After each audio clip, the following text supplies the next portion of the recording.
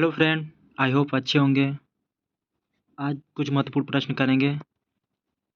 चलिए पहला प्रश्न देखते हैं।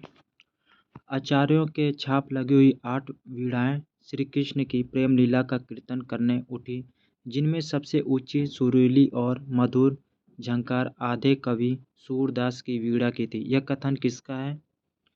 तो देखेंगे, यह हमारा रामचंद्र शुक्ल जी का कथन है। अगला देखेंगे, पंचदेवोपासन से संबंधित स्मार्त संप्रदाय के संस्थापक कौन थे? ये हो जाएंगे शंकराचार्य।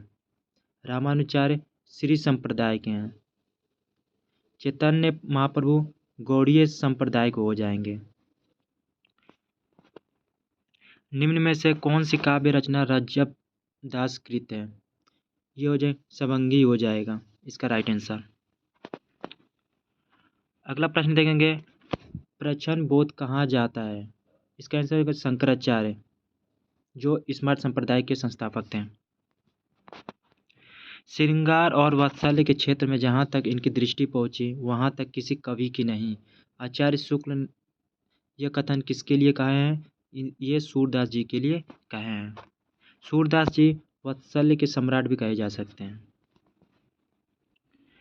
ज्ञानदेव ने नींव रखी, निर्मित किया देवालय नामक उसका विकिंकर उसने किया विस्तार। वारकरी पंथ स्थापना के संबंध में यह पंक्तियाँ किसकी है? तो ये हो जाएगा बहिजाबाई की हो जाएगा।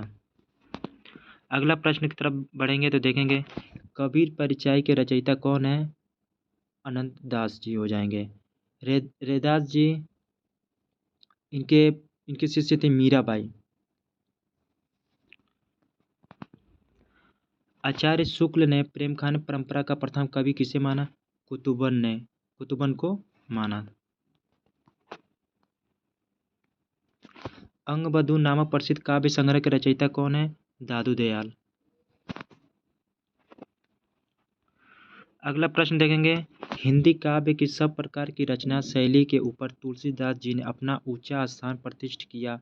यह उच्चतर और किसी प्राप्त नहीं। यह कथन किसके बारे में कहे हैं? यह रामचंद्र शुक्ल जी ने कहे हैं। अगला देखेंगे, ये सब क्वेश्चन सब PY की क्वेश्चन है जो हमारे एग्जाम में बहुत महत्वपूर्ण साबित हो सकते हैं। इसे आप अच्छे ध्यान से पढ़ें। श्री गुरु ग्रंथ साहिब में निम्न में से किसकी रचनाओं का उल्लेख नहीं मिलता है? यह तुलसीदास जी का उल्लेख नहीं मिलता है। मुल्ला दाऊद के चंदाय में प्रेम खान काव्य परंपरा का प्रवर्तन किया राम कुमार वर्मा माना जाते हैं। अगला देखेंगे, पुष्टि मार्ग में वल्लभाचार्य ने 4 प्रकार के पुष्टि बात कही। उनमें से सबसे ऊंची पुष्टि जो संप्रदाय का चरम उद्देश्य थी, यह शुद्ध पुष्टि जो उच्च थे। सूफी और संत काव्य की प्रवृत्तियों के निम्न कथनों से असंगत है। कौन सा असंगत देखेंगे? दोनों के अनुसार ईश्वर प्रकृति के कण कण में व्याप्त है। यही हमारा कथन अनुचित है या असंगत है। मीरा के काव्य में निम्नलिखित कौन सी विशेषता विद्यमान नहीं है? मार्मिक वीरवेदना सही है, संगीतात्मकता ये भी सही है, मुक्त काव्य का सरस सौंदर्य ये भी सही है, अलंकृत चमत्कार प्रदर्शन नहीं है। यही हमारा गलत हो जाएगा।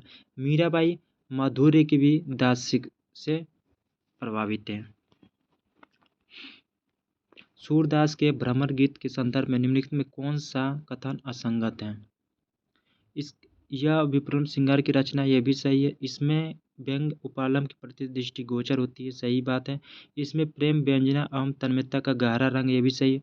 इसमें सगुण और निर्गुण के विजय के प्रतिपादित है। यही हमारा कथन असंगत है।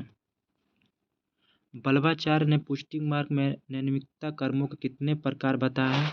8 प्रकार के बताए हैं। हिंदी के अमर कवि सूरदास जी की वाणी से देश के असंख्य सूखे हृदय हरे उठे हो और भग्नसा जनता के जीने का नवीन उत्साह मिला। यह कथन किसका है? बाबू श्याम सुंदर दास जी का ये कथन है। आचार्य रामचंद्र शुक्ल द्वारा आदिकाल में सिद्धों और नाथों की रचनाओं की चर्चा का प्रयोजन है अपभ्रंश और भाषा का व्यवहार की परंपरा का के कारण का प्रयोजन है।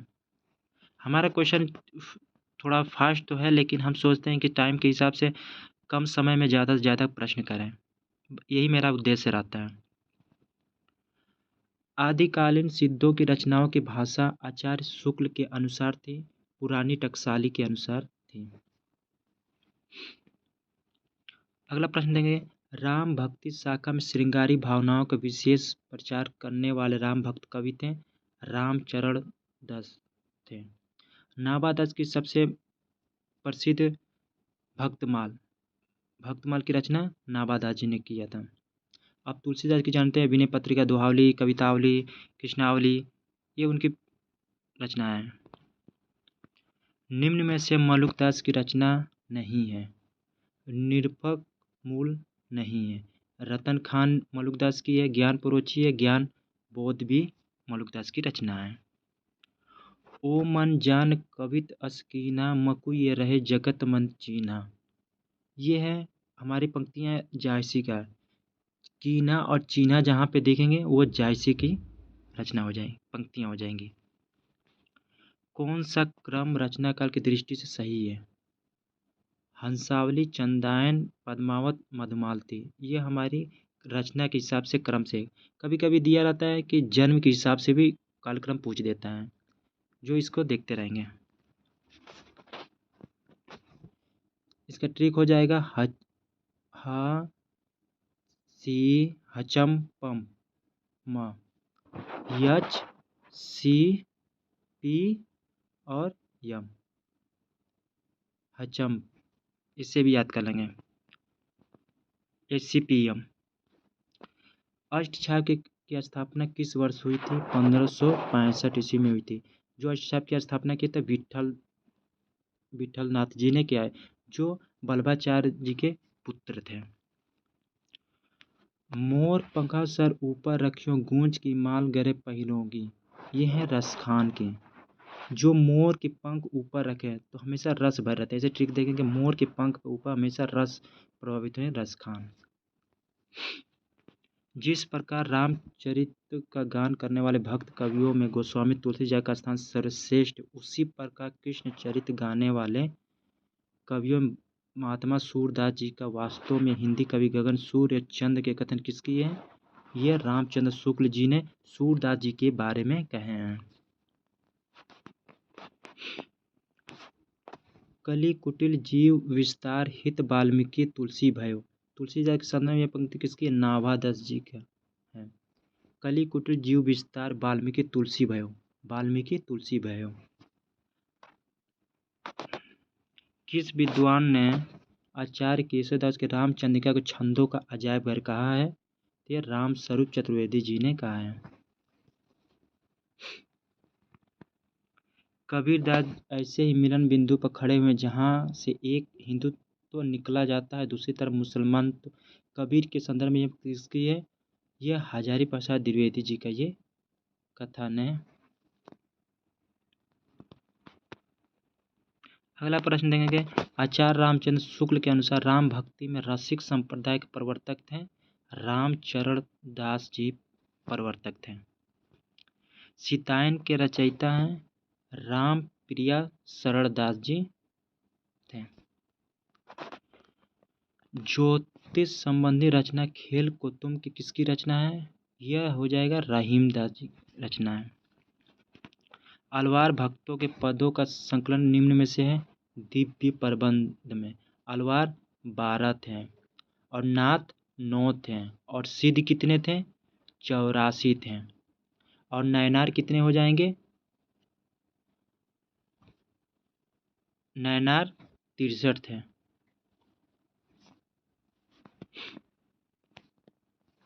सिद्धांत पंचमात्रा ग्रंथ के रचयिता हैं राघवानंद। निम्न में से कौन सा संत कवि श्रृंगार रस का घोर विरोधी था? सुंदर दास जी थे। गहना एक कनक ते गहना इन मुँह भाव न दूजा, ये इस पंक्ति में कबीर किस दर्शन का प्रतिपादन करते थे? वेदांत के प्रतिपादन करते थे। अपना मस्तिष्क काट के वीर हुआ कबीर, यह पंक्ति किसकी है? दादू दयाल की, जो हमारे एग्जाम में बहुत बार पूछा जाता है, इसे ध्यान में देते रहेंगे। अगला प्रश्न देखेंगे, निम्न में से कवियों का कालक्रम सही विकल्प। ये प्रश्न बहुत बार आया, हर एग्जाम में TGT, PGT, net, JRF, KVS हमेशा पूछा जाता है। इसका हो जाएगा रैदास, दादू, मलुक, धर्मदास। इसका ऐसे होता है, पहले एक तरह से और आते हैं, रैदास, कबीर, नानक, फिर दादू आ जाएंगे, फिर मलुक दास, फिर धर्मदास, फिर सुंदरदास, ऐसे करके आते हैं। ठीक है, हमेशा ध्यान देते रहेंगे। लोटा तुलसीदास को लाख टका को मोल, यह पंक्ति किसकी है? होल राम की। ऐसे ट्रिक में देंगे, लोटा, लोटा में होल हो गया, ऐसे ट्रिक बना लेंगे, लोटा जाएंगे तो होल रहा है। ठीक है, हाँ, हमारा प्रश्न यहीं तक समाप्त होता है। आप लोगों को मेरा वीडियो पसंद आए तो लाइक, शेयर, कमेंट जरूर करें और अपना व्यू जरूर बताएं। धन्यवाद, नमस्कार।